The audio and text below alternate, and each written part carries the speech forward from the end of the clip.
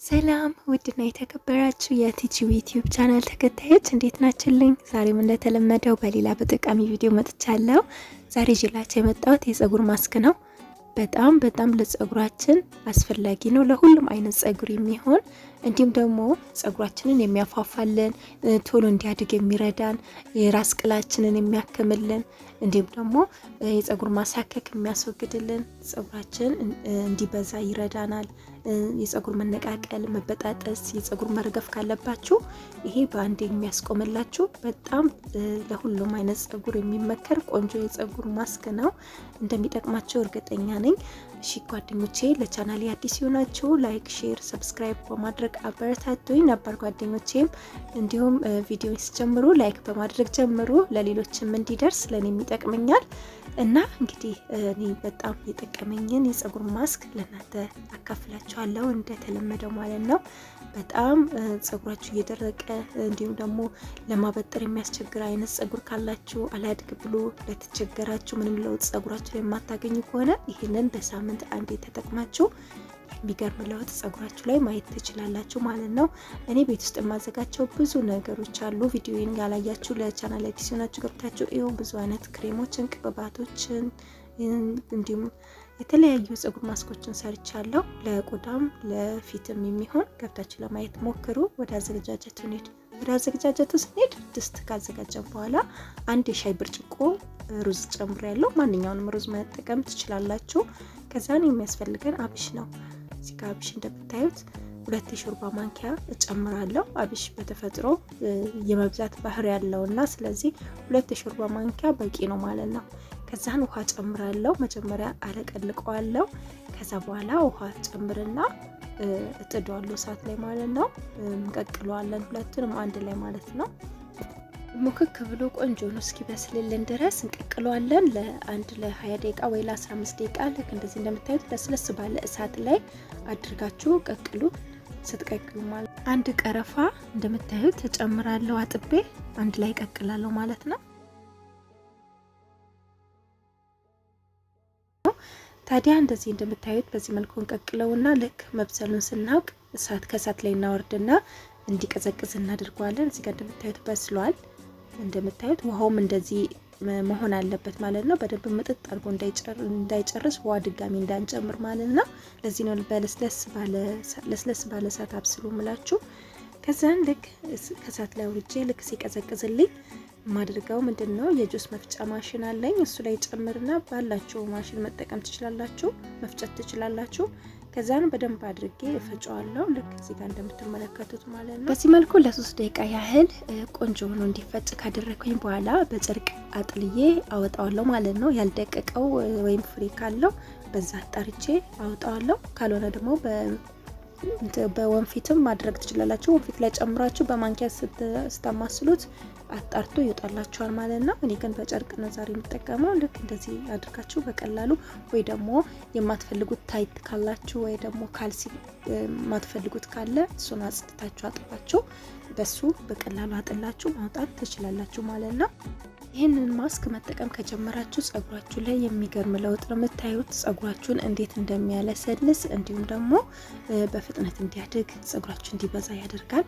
በጣም ብዙ ጥቅም ነው የምታገኙት እነዚህን አዘጋጅታችሁ በቀላሉ ማለት ነው። ይህንን እዚህ ጋር እንግዲህ የጨመርኩት ቅባት አይታችሁ ከሆነ ወይ ካላያችሁ ገብታችሁ እዩ። ቪዲዮን ሰርቻለሁ ባለፈው ፈሳሽ ቅባት ለፀጉር እሱን ነው የተጠቀምኩት። በጣም ቆንጆ ነው እሱ ለፀጉር ማሳደጊያነት እንዲሁም ደግሞ ፀጉራችሁ ለሚያሳክካችሁ፣ ፀጉራችሁ ለሚበጣጠስ በጣም ቆንጆ ጠቃሚ የሆኑ ቅባቶችን ሰርቻለሁ። በነገራችን ላይ ሁሉም ኦርጋኒክ በተፈጥሯዊ መንገድ የተዘጋጁ ናቸው። ገብታችሁ ለማየት ሞክሩ። ምንም አይነት ፀጉር የማይጎዳ እንዲሁም ደግሞ በተፈጥሯዊ መንገድ የተዘጋጀ ነው። ብዙ ነገሮችን ሰርቻለሁ። ቻናሌ ላይ ገብታችሁ ለማየት ሞክሩ። እንግዲህ ቤት ውስጥ ካዘጋጀሁት ቅባት ላይ ነው የጨመርኩት ማለት ነው። ከዛን እንደዚህ በዚህ መልኩ ከቀላቅላለሁ በደንብ አድርጌ ከዋህድኩኝ በኋላ ምንድነው የማደርገው ፀጉሬን እንግዲህ ዛሬ የምታጠብበት ቀን ነው። ስለዚህ ፀጉሬን እቀባለሁ ማለት ነው። ፀጉሬን ስቀባ በመጀመሪያ በፊት አበጥር ነበር። በነገራችን ላይ እንዲህ ፀጉር ማስክ ተጠቀሙ ጸጉራችሁ እየተነቃቀለ እየወጣባችሁ ከሆነ ጸጉራችሁን ስታበጥሩ የሚነቃቀልባችሁ ከሆነ አታበጥሩት ማስክ ስትጠቀሙ። ምክንያቱም ስትታጠቡት ታጥባችሁ ስትነሱ ማበጠራችሁ ስለማይቀር አንዴ ብታበጥሩ ጥሩ ነው። ሁለቴ ጸጉራችሁ ስታበጥሩት ሁለቴ ከሚወጣባችሁ አንድ መነቃቀሉን ይቀንስላችኋል ከታጠባችሁ በኋላ ስታበጥሩ ማለት ነው። እና በዛ ላይ ለስለስ ብሎ በውሃ ተነክሮ ሲበጠር ቆንጆ ነው። ስለዚህ እኔ አሁን ምንድነው የማደርገው ለቦታ ጸጉሬ ሰርቼው ነበርና መጀመሪያ አንዱን ፈታውኝና እንደምታዩት በዚህ መልኩ ሳላበጥረው ነው የቀባሁት ማለት ነው። በእጄ አፍታትቼው ጸጉሬን ከዛን ከስር እስከ ጫፉ ድረስ በደንብ አርሼ ቀባዋለሁ ማለት ነው። ከዛን ስርስሩን በደንብ አድርጌ ቀባውን ማሳጅ አድርጋለሁ አናቴ ስር ማለት ነው። የራስ ቅሌን በደንብ አድርጌ ማሳጅ አደርጋለሁ። ጫፍጫፉንም ውስጥ እንዲመጥልኝ በደንብ እንዲርስልኝ አድርጌ ቀባዋለሁ ማለት ነው። ከስር እስከ ላይ ማለት እስከ ጫፉ ድረስ ማለት ነው። ስርስሩን ልክ እንደዚህ ያርጋችሁ ልክ ቅቤ እንደምትቀቡት አለ እንደዛ ነው። በደንብ አርጋችሁ ቀቡት ቅላችሁን የራስ ቅላችሁን። ከዛ በኋላ ማሳጅ ልክ እንደዚህ እንደምታዩት እንደዚህ በጣታችሁ በጥፍራችሁ ሳይሆን በጣታችሁ ማሳጅ ማድረግ ነው ማለት ነው። ተቀብታችሁ ካላችሁ በኋላ ቢያንስ ለ3 ደቂቃ ወይ ለ4 ደቂቃ በደንብ ማሳጅ አድርጉ። ዘልቁ ጸጉራችሁ ውስጥ እንዲገባ ለውጡን እንድታገኙ የሚረዳችሁ። ዝም ብላችሁ መቀባቱ ትርጉም የለውም። በደንብ ማሳጅ ማድረግ ነው ልክ እንደዚህ እንደምታዩት ማለት ነው። በጣታችሁ ጥፍራችሁ ቆዳችሁን የራስ ቅላችሁን እንዳይቆስልባችሁ ወይም ማቃጠል ወይም የራስ ቅላችሁ እንዳይቆጣ በፍጹም ማከክ የለባችሁ። በጣታችሁ ብቻ ነው እንደዚህ ማሳጅ የምታደርጉት ማለት ነው። ከዛን እንደዚህ በደንብ አድርጋችሁ አርሳችሁ ካላችሁ በኋላ ምንድነው የምታደርጉት? በላስቲክ ሸፍናችሁ ለ2 ሰዓት ወይም ለ1 ሰዓት ማቆየት። ቢያንስ ለ2 ሰዓት ብታቆዩ በጣም ጥሩ ነው። ጸጉራችሁ ላይ በቆየ ቁጥር ጸጉራችሁን የበለጠ ለውጥ እንድታዩበት ይረዳችኋል ማለት ነው። እና እኔ እንደምታዩት ልክ እንደዚህ ቀብቼው ጸጉሬ ረጥቦ ስትነኩት ለስላሴው በጣም ቆንጆ ነው። ታጥባችሁ ስትነሱም ለስላሴው ልነግራችሁ አልችልም። በላስቲክ ሸፍነውና ለ2 ሰዓት አቆያለሁ። ከዛ በኋላ እታጠባለሁ። በነገራችን ላይ ሻምቦ በጣም ጸጉራችሁ የሚነቃቀልባችሁ ከሆነ ሻምቦ ነው። ሻምቦ በጣም ብዙ ኬሚካሎች ስላሉት ለጸጉራችን በጣም አደገኛ ነው። ሻምቦ አብዝታችሁ ተጠቀሙ ከሆነ ሻምቦ ጸጉራችሁ ላይ ስትጠቀሙ በጣም አሳንሳችሁ እንደ ጠብታ ማድረግ ትችላላችሁ ማለት ነው። እንደዛ መጠቀም ነው ያለባችሁ። እና ወይ ደግሞ ሻምቦ ባትጠቀሙና የዶፍ ሳሙና ብትጠቀሙ በጣም ጥሩ ነው።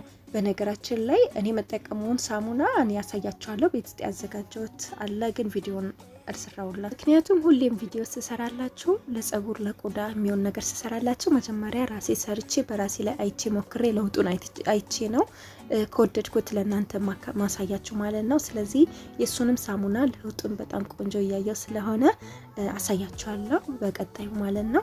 በስተመጨረሻ ጸጉራችን እንግዲህ እንደምታዩት እንደዚህ ቀብቼዋለሁ። ለ2 ሰዓት አቆየና አታጠባለሁ።